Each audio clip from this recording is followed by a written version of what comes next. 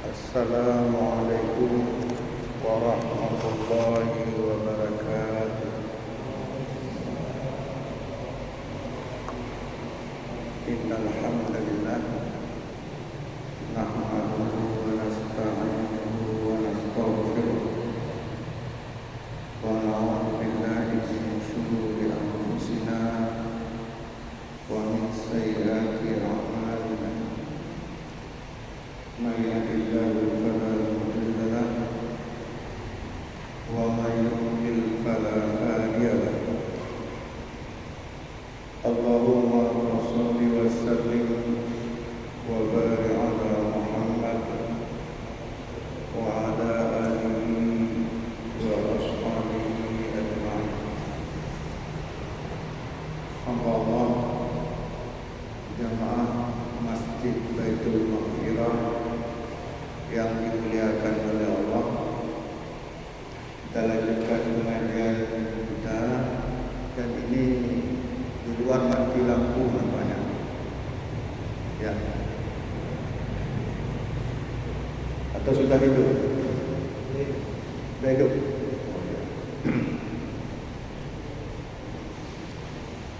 Jadi hamba Allah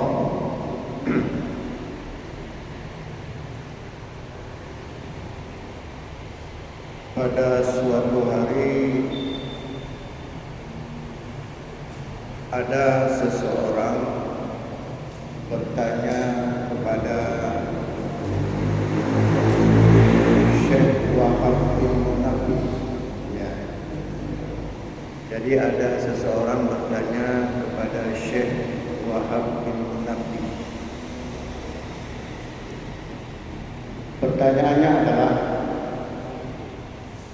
ya Syekh, wahai Syekh, bukankah kalimat la ilaha illallah itu kunci surga? Itu pertanyaannya. Jadi pertanyaan orang ini kepada Syekh Wahab bin Munabbih, ya Syekh, bukankah kalimat la ilaha illallah itu miftahul jannah, kunci surga? Karena ada hadis yang diriwayatkan oleh Imam Muslim, Imam Bukhari juga, dan lain-lainnya. Nabi bersabda, man mata wa huwa ya'lamu annahu la ilaha illallah dakhala jannah.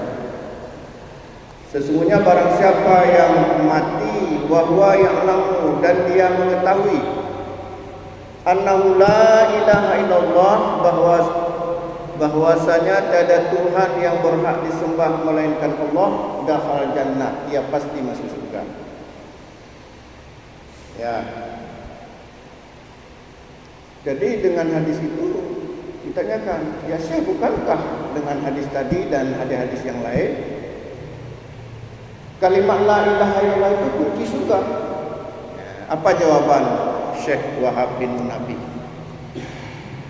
Kata Syekh, benar, kalimat la ilaha illallah adalah miftahul jannah, kunci surga. Ini kiasa. Tapi kata Syekh, kunci itu ada gigi-giginya. Kalau gigi enggak pas, tidak terbuka. Contoh misalnya, kita ingin buka pintu masjid ini dengan kunci rumah saya, terbuka tidak? Kenapa tidak terbuka? Padahal sama-sama kunci, giginya enggak sama. Tuh. Jadi kata Syekh Wahab bin Munabbih, benar bahwa kalimat la ilaha illallah itu kunci surga. Tapi kunci surga itu ada gigi-giginya. Terus murid tadi, apa gigi-gigi kunci surga itu, wahai Syekh? Kemudian Syekh mengatakan, gigi-gigi kunci surga, tadi kunci surga apa? Kalimat la ilaha illallah adalah syarat-syarat kalimat la ilaha illallah. Ya. syarat-syarat kalimat la ilaha illallah. Artinya apa? Jika syarat-syarat ini tidak terpenuhi, maka pintu surga tidak terbuka. Jadi bukan hanya sekedar mengucapkan. Orang terpengaruh dengan hadis ini, hadis dari Mu'az bin Jabal. Ya. Hadis dari Mu'az bin Jabal. Qala Rasulullah sallallahu alaihi wasallam, Rasulullah sallallahu alaihi wasallam bersabda, "Man kana akhiru kalamihi la ilaha illallah dakhala jannah," katanya. Barang siapa yang akhir ucapannya la ilaha illallah, masuk surga. Jadi seolah-olah cukup menghafal saja. Pokoknya sebelum mati la ilaha illallah, tak apa-apa nanti. Begitu mati ucapkan la ilaha illallah. Enggak seperti itu. Makanya dalam hadis itu, hadis riwayatkan oleh Imam Abu Daud. Kalau dalam hadis riwayat Imam Muslim bukan mengucapkan man mata wa huwa ya'lamu, mengetahui. Man mata wa huwa ya'lamu annahu la ilaha illallah dakhala jannah. Barang siapa yang mati dan dia mengetahui. Jadi bukan sekedar mengucapkan. Wa huwa ya'lamu annahu la ilaha illallah, bahwa tiada Tuhan yang berhak disembah selain Allah, dakhala jannah, ia pasti masuk surga. Jadi makanya Syekh Wahab bin Munabih mengatakan tadi apa? Betul bahwa kalimat la ilaha illallah itu kunci surga, tapi kunci surga itu ada syarat-syaratnya, ada gigi-giginya, ada 7 syaratnya. Inilah yang akan kita kupas malam ini. Syarat yang pertama, syarat kalimat la ilaha illallah ya. Artinya kalau terpenuhi seluruh syarat-syarat ini, maka insya-Allah pintu surga itu akan terbuka. Tapi kalau syarat-syarat ini tidak terpenuhi, maka khawatir kita. Itu takut. Syarat yang pertama, ini bukan penjelasan Nabi ya, ini penjelasan dalam kitab-kitab akidah. Syarat yang pertama adalah al-ilmu al-munafi lil-jahli. Ya, artinya itu. Al-ilmu al-munafi lil-jahli. Ilmu yang meniadakan kebodohan. Nah, jadi syarat yang pertama rupanya agar pintu surga itu terbuka dengan kalimat la ilaha illallah, ilmu yang meniadakan kebodohan. Artinya kita harus punya ilmu tentang kalimat tauhid tersebut. Apa contohnya? Yang pertama, kita harus mengetahui arti yang benar. Arti yang benar, asyhadu an la ilaha illallah, apa artinya? Aku bersaksi tiada Tuhan yang disembah melainkan Allah. Ya boleh, tapi itu sebenarnya belum tepat. Ya. Terus yang tepatnya bagaimana? Kita panggil badan lalu bilang. Udah jadi mana ya? Ini bukan saya bilang ya, ketika saya buka kitab-kitab akidah dan itu kitab kuning, jangan bilang saya enggak bisa baca kitab kuning. Memang enggak mungkin saya bawa kemari. Dikatakan la ilaha bermakna la ma'budu bihaqqin. Nah, la ma'budu bihaqqin. La ilaha bermakna la ma'budu bihaqqin. Apa artinya itu? Tiada Tuhan yang berhak disembah. Ya. Illallah, kecuali Allah. Jadi kalau itu apa artinya? Yang paling sempurna. Aku bersaksi bahwa tiada Tuhan yang berhak disembah. Pakai kata-kata yang berhak disembah illallah. La ilaha itu adalah nafi, meniadakan. La itu la nafi jenis, la nafi jinsi, la yang meniadakan sesembahan apapun. Illallah itu isbat. Makanya para ulama mengatakan syahadah yang pertama itu mempunyai 2 rukun. Yang pertama nafi, artinya meniadakan apapun yang berhak disembah. Rukun yang kedua adalah isbat, menetapkan hanya Allah yang berhak disembah. Itu dari sisi pengertiannya. Harus punya ilmu, harus ajak ber. Enggak mungkin ilmu datang begitu saja, harus ngaji kita. Nah, kemudian hal-hal yang membatalkan syahadah. Harus punya ilmu hal-hal yang membatalkan syahadah. Di antaranya apa yang membatalkan syahadah? Apa di antara hal-hal yang membatalkan syahadah? Pertama, syirik. Kenapa? Coba perhatikan hadis Nabi. Kata Nabi, man mata min ummati la yusyriku bihi syai'a dakhala jannah. Barang siapa yang mati dari umatku, dia tidak mensyirikatkan Allah sedikit pun, dia pasti masuk surga. Berarti kalau mati dalam keadaan mensyirikatkan Allah, Allah jelaskan dalam surat Al-Maidah ayat 72, innahu may yusyrik billah faqad haramallahu 'alal jannah wa ma'wahun nar wa ma lidh-dhalimin min ansar. Sesungguhnya barang siapa yang mati dalam keadaan menyekutukan Allah, maka Allah haramkan baginya surga. Tempatnya adalah neraka. Jadi hal-hal yang membatalkan syahadah harus tahu kita. Yang pertama tadi apa? Syirik. Maka harus belajar. Itu syarat pertama, al-ilmu al-munafi lil jahli, ilmu yang menyadarkan kebodohan. Ini kadang-kadang tak mau, malas orang belajar. Sehingga ada orang jenis-jenis bentuk-bentuk syirik pun dia tidak tahu. Padahal ibadahnya rajin. Hati-hati ini, walaupun ibadah kita rajin, tapi kita tidak tahu tentang tauhid dan syirik, ternyata mati dalam kesyirikan. Maka Allah berfirman dalam surat Al-An'am ayat 88, walau asyraku lahabita anhum ma kanu ya'malun. Seandainya mereka mati dalam keadaan menyekutukan Allah, maka Allah hapuskan seluruh amalannya. Nah, itu dia. Apalagi hal yang membatalkan syahadah. Murtad. Apa itu murtad? Man yartaddat minkum an dinihi, kata Allah. Man yartaddat minkum an dinihi fasawfa ya'tillahu biqaumin. Barang siapa yang murtad dari agama, maka Allah akan mengganti dengan kaum yang lain. Allah enggak rugi. Silakan kita murtad, akan ada orang yang masuk Islam. Apa itu murtad? Orang yang keluar dari agama Islam.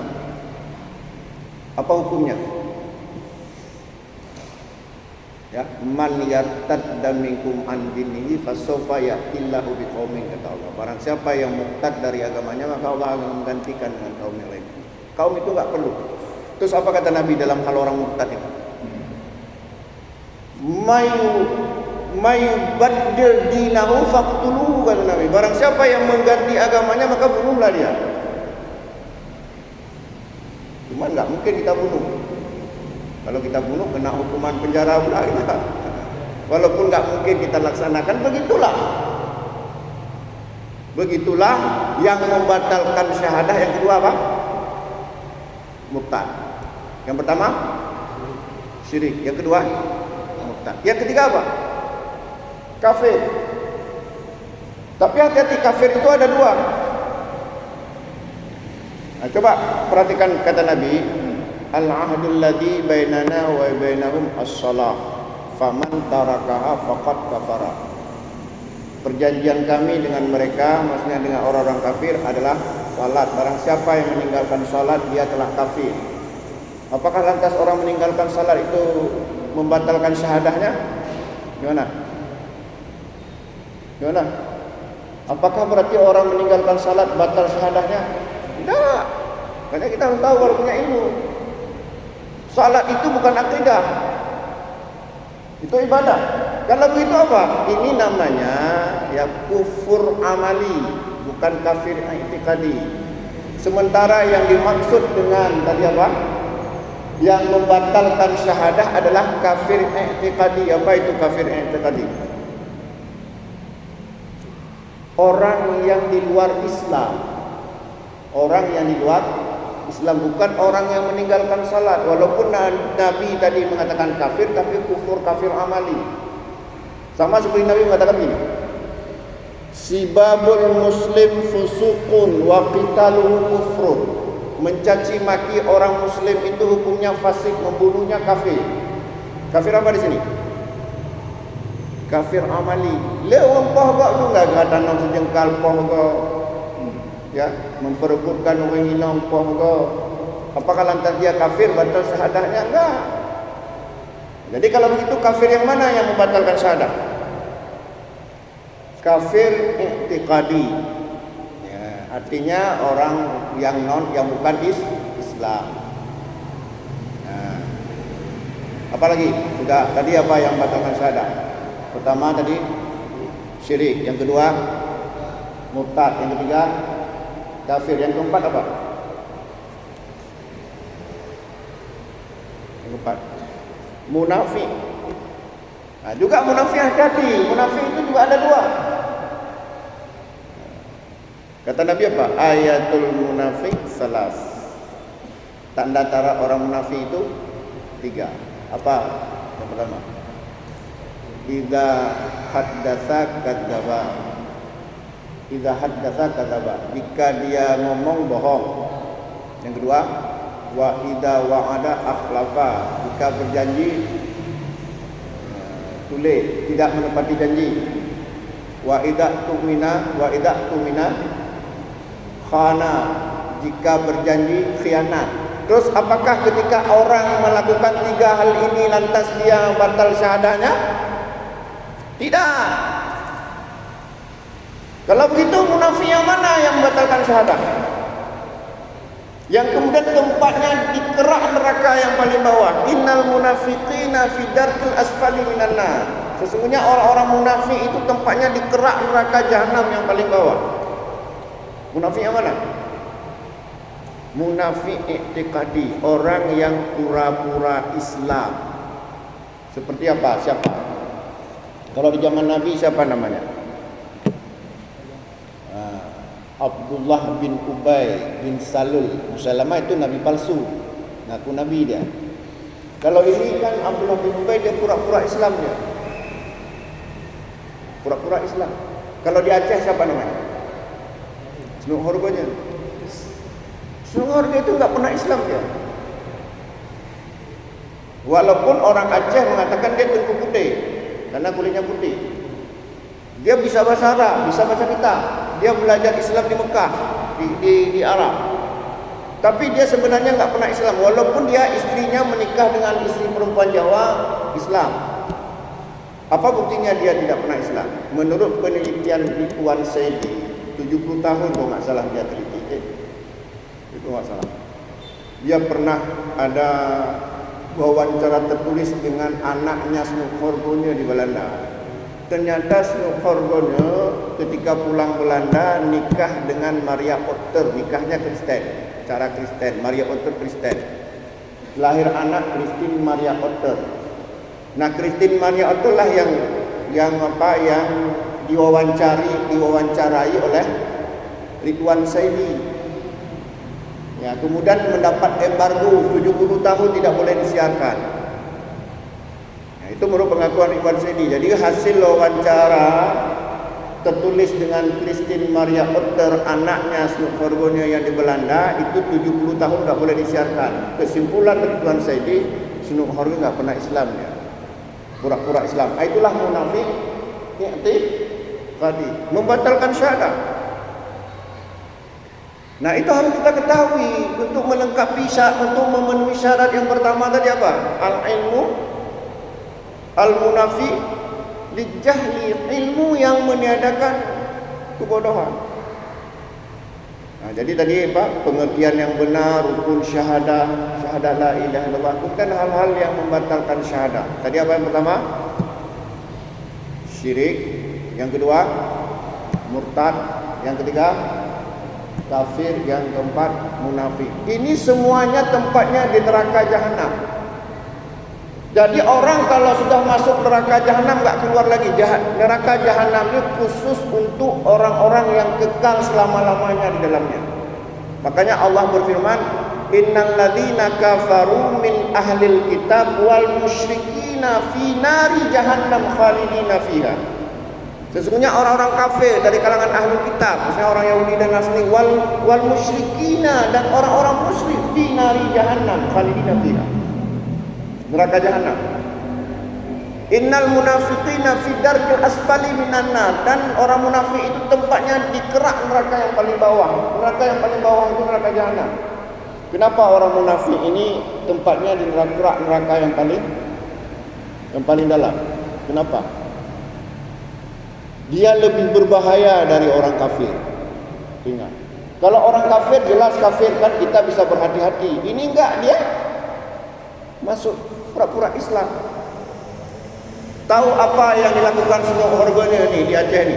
Diadu dombanya antara kaum muda dengan kaum tua. Jadi sengaja dipasok-pasok ya kitab-kitab yang menimbulkan pertentangan, sehingga berkelahilah kaum muda kaum tua sampai sekarang. Itu sebenarnya kita diadu domba. Karena apa? Aceh kuat kali agamanya dan bersatu dulu, enggak saling menyalahkan. Jadi kuat. Begitu digoyang sama semua organnya, pakailah kaum muda dengan kaum tua. Akhirnya berkelahi. Akhirnya apa? Berhasil ditaklukkan Aceh. Itu cari caranya. Jadi sekarang kenapa Aceh ini diadu domba? Karena Aceh ini sangat kuat diadu domba antara kita. Salah beda-beda sikit dibesar-besarkan. Padahal Tuhan kita sama, Nabi kita sama, salat kita sama. Hanya sedikit hal-hal yang kecil-kecil yang beda-beda. Biasalah. Mana pula semuanya bisa sama. Makan aja kita juga beda-beda ya. Ada yang suka udang, walaupun tidak sesederhana itu. Artinya janganlah perbedaan yang kita besar-besarkan, tapi persamaan yang kita kuatkan. Ya, itu dia. Jadi kita kuat. Ya kok macam-macam lah, beda-beda sikit. Udah rebut-rebut masjid, apa rebut masjid? Masjid sudah maju, sudah makmur. Yang perlu kita bangun lagi masjid satu lagi, biar ramai orang beribadah. Ini kita enggak suka kali menyesatkan apa kita Tuhan, kita suka sesatkan orang. Kalau betul dia sesat karena dia enggak tahu. Kita dekati dengan dakwah, bukan dengan kekerasan. Apa juga fungsi dakwah? Apa fungsi dakwah? Meluruskan yang tidak lurus. Jangan kita dakwahkan orang yang sesat. Itu fungsi dakwah. Ini dakwah ditinggalkan, main keras saja terus. Hantam saja. Berani kita katakan dia sesat, penghuni neraka. Tanya aku ya. Betul. Senang orang kafir. Wajah kayak minum. Tanya mana sadar. Tak perlu kita sesatkan orang. Kita apa udah betul kali. Kita juga sedang belajar. Yang penting kita jelaskan begini dalilnya. Ini menurut perkataan para ulama. Diterima silakan, tak terima juga enggak apa-apa. Kita juga belum tentu, mungkin saja pemahaman kita keliru. Jangan kita mengklaim kita pasti benar. Tunjukkan. Ini enggak ada-ada. Punya salahnya tetap. Apa ini warisan apa? Warisan apa? Seluk horgonya. Jadi kembali lagi ke syarat yang pertama tadi apa? Al-ilmu al-munafi lil-jahli. Ilmu yang menyadakan kebodohan. Dan menuntut ilmu seperti ini hukumnya wajib. Kalau wajib bagaimana? Dalam hukum taklifi apa pengerjaan wajib? Dikerjakan mendapat pahala, ditinggalkan berdosa. Talibul ilmi faridatun ala kulli muslimin. Menuntut ilmu wajib bagi setiap muslim, termasuk muslimah. Jadi kalau kita tidak belajar, tidak punya ilmu tentang kalimat la ilaha illallah ini dengan berbagai macamnya, apakah hal-hal yang membatalkan syahadah, rukun-rukunnya, maka berdosa kita. Karena apa? Hukumnya wajib. Ada enggak orang misalnya di akhirat ditanya, kenapa kamu masuk neraka? Oh, saya masuk neraka karena enggak bisa fisika. Ada enggak? Kenapa masuk neraka? Enggak ada ilmu ekonomi saya sehingga masuk neraka. Enggak ada. Tapi kenapa masuk neraka? Karena enggak tahu akidah. Enggak punya ilmu tentang akidah. Nah itu. Coba kita lihat kebanyakan pengajian apa? Tentang taharah. Itu bertahun-tahun habis-habis. Itu tentang ibadah. Jarang kita membahas hal-hal seperti ini, apalagi tentang politik, tentang muamalah. Jarang sih tentang tahara. Kok tahara itu penting memang. Tapi ajaran Islam itu bukan hanya itu. Maka alhamdulillah seperti majlis kita ini sudah bervariasi temanya ya. Bagus itu. Apalagi sekarang zaman makin maju, orang sudah sekolahnya nak tahu lagi kita. Sudah dingin semuanya, semuanya, S0, S1, S2, S3 dingin semuanya ya. Makanya kalau kita nak siap-siap panas terus kita. Ya. Yang kedua, jadi yang pertama tadi apa? Syarat yang pertama? Al-ilmu al-mulaq al-munafi lil-jahli. Ilmu yang meniadakan kebodohan. Yang kedua, syarat yang kedua. Al-yaqinu al-munafi lisyak. Keyakinan yang meniadakan keraguan-raguan. Nah itu. Dalam masalah agama enggak boleh kita ragu-ragu jadi munafik kita. Tuhan ada apa enggak ya? Ini bahaya kali ini. Surga ada apa enggak? Bahaya, enggak boleh. Kebenaran agama itu mutlak. Kalau enggak percaya silakan kafir, enggak boleh ragu-ragu. Faman syaa'a falyu'min, faman syaa'a falyakfur. Barang siapa yang ingin silakan beriman, barang siapa yang ingin silakan kafir, enggak boleh ragu-ragu. Dalam Al-Qur'an ayat surat pertama bagaimana bunyinya? Surah Al-Baqarah. Dzalikal kitab la raiba fihi, ya. Hudal lil muttaqin. Apa artinya? Inilah Al-Quran yang enggak boleh ada keraguan dalamnya. Enggak boleh ragu sedikit pun. Kebenaran agama itu mutlak. Kebenaran ilmu boleh diragukan karena bersifat spekulatif. Tergantung teori-teori. Kalau ada teori yang lebih baik, tapi tidak. Itu ilmu. Tapi agama kebenarannya mutlak. Tak percaya silakan kafir. Faman syaa'a falyu'min, kata Allah. Barang siapa ingin silakan beriman. Faman syaa'a falyakfur. Barang siapa ingin silakan kafir. Enggak boleh ragu-ragu. Jadi syarat yang kedua apa? Al-yaqinu al-munafi lisyak. Keyakinan yang meniadakan keraguan-raguan. Nya kibale ragu dulu. Punalenya surga neraka. Ini bahaya. Tak boleh. Makanya Nabi melarang kita menanyakan masalah akidah. Kita hanya menerima informasi dari dalil, dari ayat dan hadis. Dan enggak boleh tanya-tanya. Karena bisa membuat kita ragu. Syaitan masuk diberikan syak sama kita. Karena masalah akidah itu masalah gaib, enggak bisa dibuktikan dengan ilmu. Contoh akhirat bagaimana dibuktikan dengan ilmu? Itu hanya butuh keyakinan. Bahkan tangan kita bergerak itu ilmu enggak bisa menjelaskan. Kok bisa tangan kita bergerak seperti itu? Ilmu hanya menghubung-hubungkan, ada saraf. Tapi hakikatnya kenapa bergerak?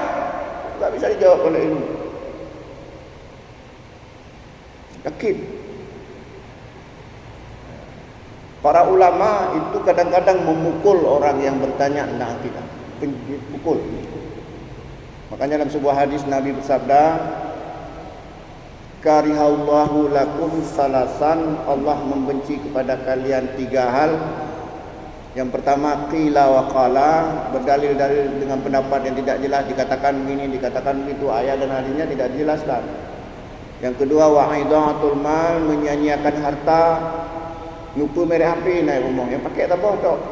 Bepeng lo api lah. Macam-macam pakai camcung, comeng, lepupu la opo, lupa nah.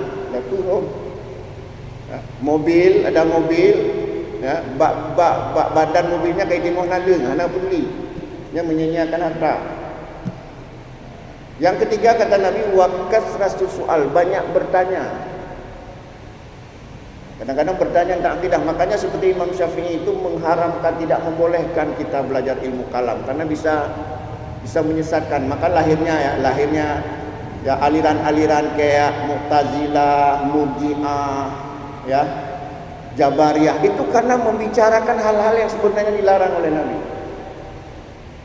Tanya di mana Allah itu apa, kita tanya Allah. Enggak perlu kita tanya Allah, itu urusan Allah. Yang perlu kita tanyakan bagaimana menyembah Allah dengan benar. Kita tanya Allah, kamu mengumpang Allah, kamu mengumpang Allah nak kepeng. Jadi jangan kita pertanyakan di mana Allah, itu urusan Allah. Yang penting yang perlu kita pertanyakan adalah bagaimana menyembah Allah secara benar. Ya sibuk di mana Allah.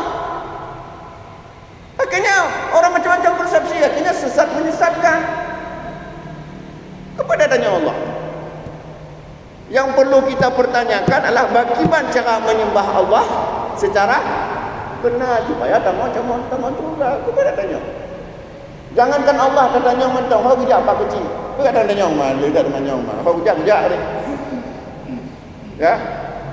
Kau kaji apa posisi pak kecil ini. Kadang-kadang marah pak kecil. Kayak remote lo ni. Ya. Jadi jangan. Itulah yang membuat masalah. Kadang-kadang kita banyak kali tanya yang anda. Para sahabat Nabi itu menanyakan sesuatu yang mereka ingin amalkan, bukan mengada-ngada. Maka ulama terdahulu jika ada yang bertanya, contohnya gini, ya Syekh bagaimana salat di bulan? Itu dipukul itu. Itu bedanya salat di bulan, baca kajak bulan kan. Yang ada nanti membuat stres. Nah, ya. Jadi apa tadi yang kedua? Kamatin wajib. Jam berapa? Berapa menit lagi kira-kira? Ya, kita lanjutkan sekali lagi ya. Jadi yang kedua dari apa? Al-yaqinu al-munafi lisyak. Keyakinan yang meniadakan keraguan-raguan. Tak boleh ragu-ragu. Yang ketiga, al-ikhlasu al-munafi lisyirki. Ya. Jadi syarat kalimat la ilaha illallah yang ketiga adalah al-ikhlasu al-munafi lisyirki. Keikhlasan yang meniadakan kesyirikan. Artinya apa? Dalam kita beribadah harus betul-betul ikhlas kepada Allah. Hakikat ikhlas adalah tidak kita iringi ibadah kita dengan kesyirikan, baik syirik kecil maupun syirik besar. Masalah syirik sudah sering kita bahas. Kita cukup tahu saja syarat yang ketiga apa? Al-ikhlasu al-munafi lisyirki, keikhlasan yang meniadakan kesyirikan. Nah, masalah syirik sudah pernah kita bahas. Kita lanjut aja biar cepat. Kita lagi dah azan. Yang keberapa lagi? Keempat. Al-qabulu al-munafi liraddi, menerima yang meniadakan penolakan. Menerima apa ini? Menerima apa? Menerima konsekuensi dari kalimat la ilaha illallah. Misalnya apa? Konsekuensinya tidak boleh pergi ke dukun, jangan pergi ke dukun. Tidak boleh pakai jimat, jangan pakai jimat. Kenapa? Karena Nabi melarang. Kata Nabi apa? Man ata'arafan aw kahinan fasa'alahu an syai'in fasaddaqahu bima yaqulu faqad kafara bima unzila ala Muhammad. Barang siapa yang pergi ke dukun menanyakan sesuatu pada dukun tersebut, membenarkannya, maka sungguh kita telah dianggap kufur kepada apa yang diturunkan kepada Nabi Muhammad. Kita menerima. Tapi kalau kita enggak menerima, kenapa pula enggak boleh? Sok tahu Ustaz tu. Ya, menolak. Tidak menerima konsekuensinya. Benar je pergi dukun. Yang penting mati-mati itu berdua pegah la ilaha illallah taman. Apa seperti itu sederhana pemahaman. Menerima konsekuensinya. Apa konsekuensi dari kalimat tauhid itu kita terima. Ya, lanjut aja. Yang ke berapa lagi? Kelima. Al-inqiyadu al-munafi litarki, patuh kepatuhan yang meniadakan pembangkangan. Kenapa? Orang menerima belum tentu patuh. Contoh ya, enggak usah masalah akidah, masalah salat misalnya. Umat Islam menerima tidak salat itu wajib. Menerima semuanya ya, tapi berapa orang yang salat? Menerima belum tentu patuh. Tadi begitu juga, dia tahu bahwasanya pergi ke dukun itu syirik. Saya sudah pernah jumpa orangnya. Kenapa Bapak pergi ke dukun? Ya Ustaz, saya tahu itu syirik, tapi bagaimanalah anak saya sakit katanya. Gitu. Jadi harus ada syarat yang kelima tadi ya, kepatuhan yang meniadakan pembangkangan. Orang menerima belum tentu patuh. Misalnya ada orang berkeyakinan pakai cincin ini, misalnya jatuh cinta orang sama dia. Terus kita bilang, enggak boleh keyakinan seperti itu. Karena Nabi mengatakan man ta'allaka tamimah faqad asyraka, barang siapa yang memakai jimat, yang menggantungkan jimat, sebutlah syirik. Ustaz, mahal lah saya beli ini ya. 10 juta saya beli ini ya, gitu. Tak dia pakai. Walaupun dia menerima bahwasanya itu syirik, tapi sayang mahal dah beli berisi katanya. Mahal beli 2 juta. Ya, 50 juta. Nah, makanya mesti ada syarat yang kelima tadi apa? Kepatuhan yang meniadakan pembangkangan. Lanjut, berapa lagi? Yang keenam, as-sidqu al-munafi lil kadhib. Apa artinya? Membenarkan yang meniadakan kedustaan. Ada orang di mulutnya benar, ya Ustaz itu syirik. Tapi hatinya belum tentu. Dia di mulutnya iya, dalam hatinya udah. Hatinya lain, mulut dan hati lain. Ini berarti dia enggak jujur. Seharusnya kalau mulut A, hati juga A, perbuatannya juga A, baru pas. Makanya as-sidqu al-munafi lil kadhib.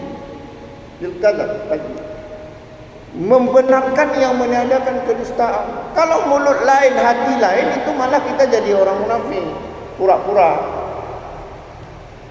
Yang terakhir, yang ketujuh, al-mahabbatu al-munafiyatu lil baghdhi.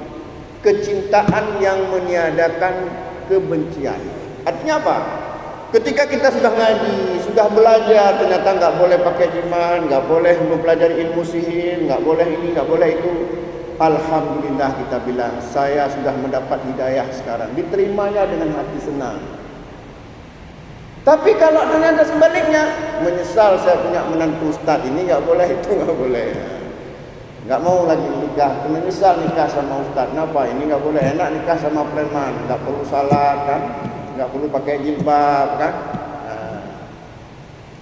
Diajaknya kita ke neraka kan? Jadi inilah 7 syarat ini. Jika kita penuhi, insya-Allah pintu surga itu akan terbuka. Jadi bukan hanya sekedar ucap-ucap saja. Makanya hadis man mata wa huwa ya'lamu annahu la ilaha illallah dakhala jannah. Barang siapa yang mati wa huwa ya'lamu, dan dia mengetahui, bukan sekadar mengucapkan. Wa huwa ya'lamu annahu la ilaha illallah dakhala jannah, dan dia mengetahui tidak ada Tuhan yang berhak disembah melainkan Allah, dakhala jannah. Ia pasti masuk surga. Kira-kira pengajian kita malam ini tentang apa tadi? Syarat-syarat kalimat la ilaha illallah. Masih ada waktu? Kalau ada waktu silakan yang mau bertanya, 1 atau 2. Jika bisa saya jawab, saya jawab. Kalau enggak, ya minta maaf kan. Atau kalau enggak ada pertanyaan, kita akhiri. Ini pun sudah sangat menggoda. Nah, badan, pelukan. Ya, karena saya lihat dalam ini, dalam apa namanya, spanduk ya, apa namanya itu. Materi saya katanya akidah ibadah, jadi rasa tidak. Ya. Jadi sebenarnya syarat-syarat kalimat la ilaha illallah ini termasuk materi-materi dasar. Tapi kadang-kadang anehnya kita ada yang sudah S2 juga enggak paham juga. Maaf saya bilang, ada juga yang sudah S3 kadang-kadang mencawoci dalam masalahnya. Padahal ini sebenarnya materi dasar. Ya. Mana kata ibu ngomong dia kata ilmu lain. Kasibuk dengan ilmu lain. Ya. Kalau tidak ada, kita akhiri ya. Aqulu biqauli hadza fastaghfiruhu innahu ghafurur rahim. Wassalamualaikum warahmatullahi